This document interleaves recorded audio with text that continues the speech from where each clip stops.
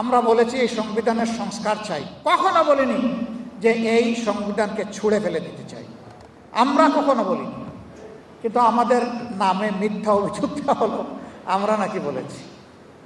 হ্যাঁ, সব ফায়ার আপনি যাকে টার্গেট করেছেন তার বুকে নাও পড়তে পারে, অনেক সময় ব্যাকফায়ারও করে।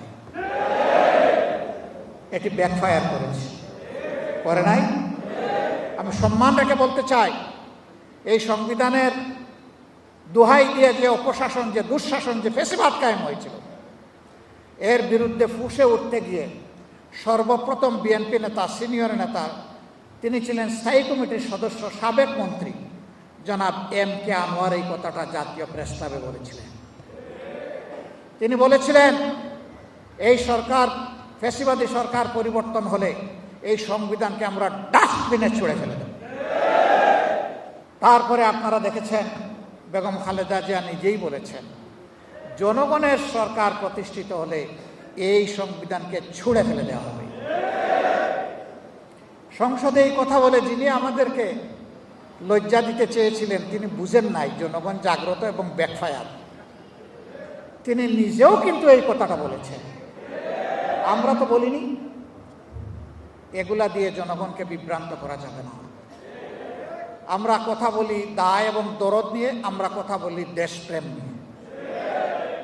আমরা দায়িত্বহীন কথা বলা পছন্দ করি না। তারপরে আমরা মানুষ, ভুল ত্রুটি আমাদের হয়ে গেলে আমরা প্রকাশ্যে ক্ষমা চাই, এটাতেও আমরা কুণ্ঠিত হই না।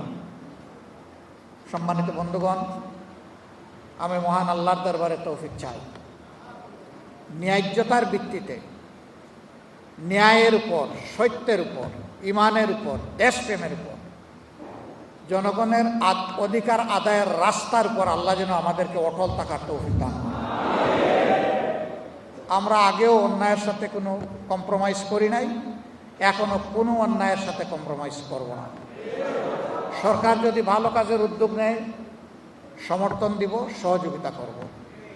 সরকার যদি আবারও জনগণের রায়কে খুন করতে চায়, জনগণের অধিকার হরণ করতে চায়, কেড়ে নিতে চায় এবং দুঃশাসন চালাতে চায়, অতীতে যেমন কষ্ট করে লড়াই করে গিয়েছি এবং তার একটা পরিণতি এবং ফল আমরা পেয়েছি, আগামীতেও এই লড়াই আবার নতুন করে শুরু হয়ে যাবে ইনশাআল্লাহ। আমরা ওটা চাই না। বিশ্ব পরিস্থিতি টলটলায়মান, এই সময় সবাই মিলে দেশ গড়া দরকার। সেই সদিচ্ছা নিয়ে সরকার এগিয়ে আসলে ওয়েলকাম, স্বাগতম। আমরা তার অপেক্ষায় থাকলাম। গণভোটকে অগ্রাহ্য অমান্য করার কারণে আর জ্বালানির বাজারে বিশৃঙ্খলার প্রতিবাদে আগামীকাল ইনশাআল্লাহ ঢাকায় আমাদের আন্দোলনের প্রথম কর্মসূচি বাস্তবায়ন হবে। আমাদের কর্মসূচি হবে নিয়মতান্ত্রিক, আমাদের কর্মসূচি হবে ইস্পাত পথে। আমরা ভায়োলেন্সে বিশ্বাস করি না, কিন্তু আমাদের বিরুদ্ধে কেউ ভায়োলেন্স করতে আসলে আমরা ইস্পাতের মতো হয়ে যাব। দেশবাসীকে আমরা আহ্বান জানাবো, যতদিন আপনারা দেখবেন যে আপনাদের জন্য, আপনাদের অধিকারের জন্য আমরা লড়াই করছি, আমাদের জন্য দোয়া করবেন, আমাদেরকে ভালোবাসবেন, আমাদেরকে সমর্থন দিবেন। এবং যেহেতু দাবিগুলা জনগণের, সেই কারণে আমরা আপনাদের সাথে একাকার হয়ে, আমাদের সাথে না, আপনারাই বৃহত্তর জনগোষ্ঠী, আপনাদের সাথে একাকার হয়ে আমরা লড়াই করে দাবি আদায় করব ইনশাআল্লাহ।